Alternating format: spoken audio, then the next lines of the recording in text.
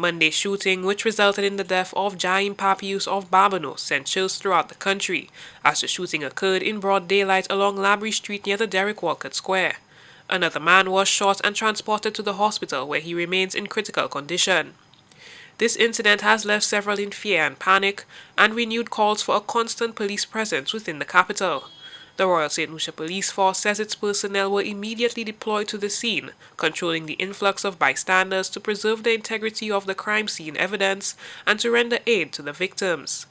Other lines of inquiry were pursued, and tools at the force's disposal, such as the CCTV cameras, were utilized to identify the perpetrators. The RSLPF confirmed that there are leads which have been pursued through the course of yesterday afternoon into today, that we hope will soon bring investigators closer to making arrests in this matter. We will spare no effort or resource to ensure that the perpetrators are expeditiously brought to justice. Such lawlessness cannot and will not be tolerated. The enablers who harbor those criminal elements are, in our view, worse than those who pull the trigger. Because of you, crime persists. ACP Luke de Freitas is asking the public to contact the police with any information about the criminals, those who harbor them, and those who facilitate their crimes. The opposition United Workers' Party has heavily criticized the government for its handling of the crime situation. The opposition says citizen safety is not about politics. And yesterday's incident in Derek Walcott Square is too harsh of a reminder to all of us that all is not well in this country.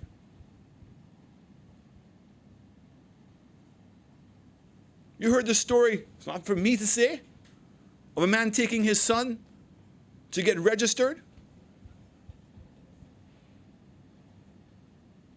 and how easily the stray bullets could have either hit him or his son.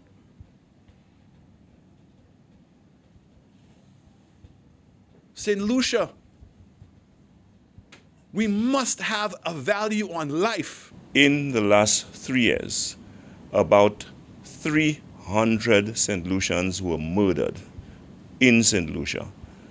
And to date, we have a government who is clueless as to what to do.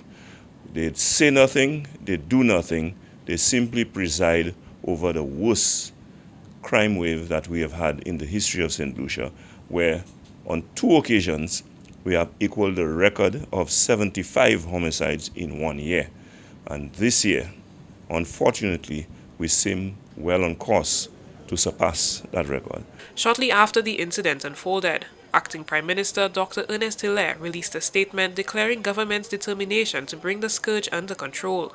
Dr. Hilaire encouraged members of the Royal St. Lucia Police Force to be relentless in their pursuit of the criminals, adding that they have the support of the government. It is a time for us as a government to again assert our intention to strengthen the laws against persons who engage in such activities. We have strengthened the laws, we have increased penalties, but it seems we need to go even further and increase the penalties even more. For those who do commit such acts will face the most severe consequences for their actions. And of course, we have to make sure that the people of St. Lucia feel safe and to know that the government is doing all that it can to make sure that those incidents do not happen again. Cell phone footage captured the unknown perpetrators on a motorcycle. Several eyewitnesses also spoke of seeing a motorcycle speeding through the city streets. For the DBS News World, Miriam Montoot reporting.